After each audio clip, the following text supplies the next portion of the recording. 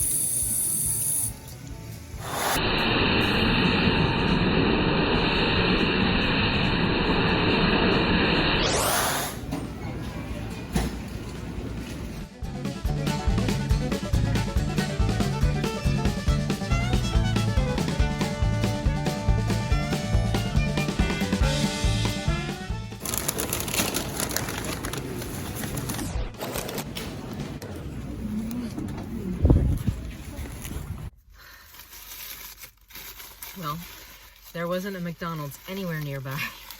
I like McDonald's coffee much better than Dunkin' Donuts. But I am hungry, and so I'm having egg, cheese, and bacon on a croissant with a small cup of coffee.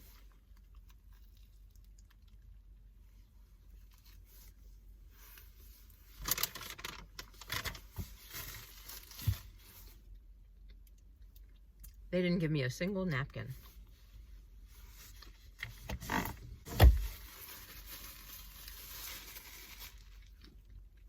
Long and short of it was, I didn't like it. It was certainly big enough to stand up in.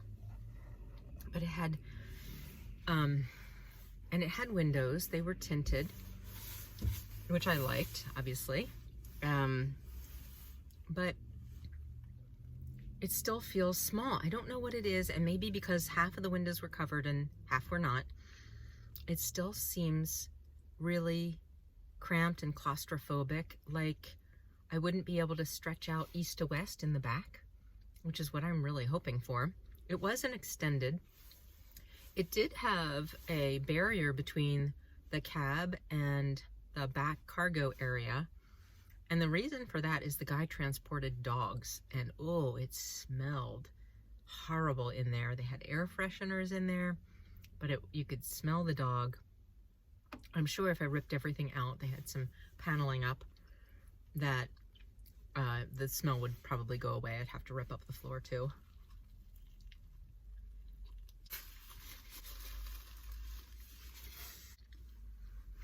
I didn't like the way it drove. It had good pickup, but it felt like a truck. I had to push the seat really far up in order to reach the pedals, and then I felt like I was too close to the steering column. He said the one thing wrong with it was that the steering column was loose, whatever that means. There was a lot of play in the steering. It didn't feel dangerous until wind kind of hit it. So, and wind definitely impacts the van blowing around. I'd have to get that fixed. I'm not really interested in putting a new van to me in the shop right away.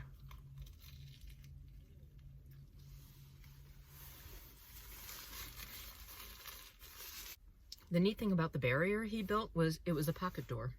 And I wouldn't keep it because it really did cut down on the sense of space in the vehicle. But it was neat if you wanted to black out the being able to see into the front windshield, because it was a black vinyl pocket door, and the door that was inside the pocket would extend all the way out, sealing that area in complete darkness. I think he said it got something like 16 or 18 miles to the gallon. His brother, who used it to transport dogs, apparently drove it on highways.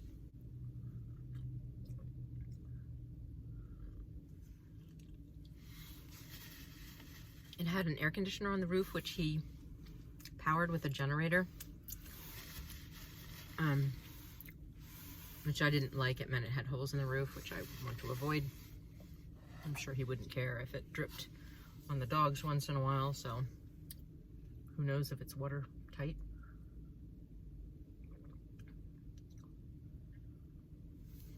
It was also way too high off the ground for me to be able to jump down from the back.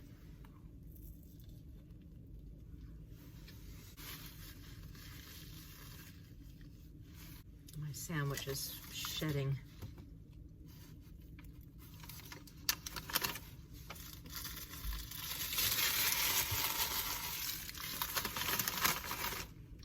I have crumbs all over my car and in my coffee.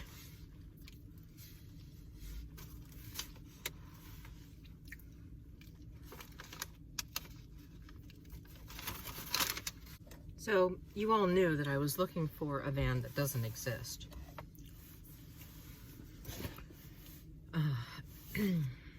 You know, a cargo van with windows, right? I want something tall that I can stand up in, and this definitely was. but that means that the height stepping into the van is going to be pretty high. I don't know, maybe it's just this is not the van for me. I'm still going to continue to look. I still will look for a high top that's higher than the ones that I've seen that have been, I think that were camper vans from the factory. They're not tall enough.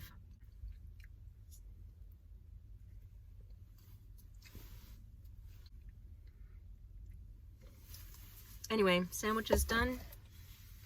Coffee is half drunk. Crumbs are all over my coat. And it's time to hit the road, she says with food in her teeth.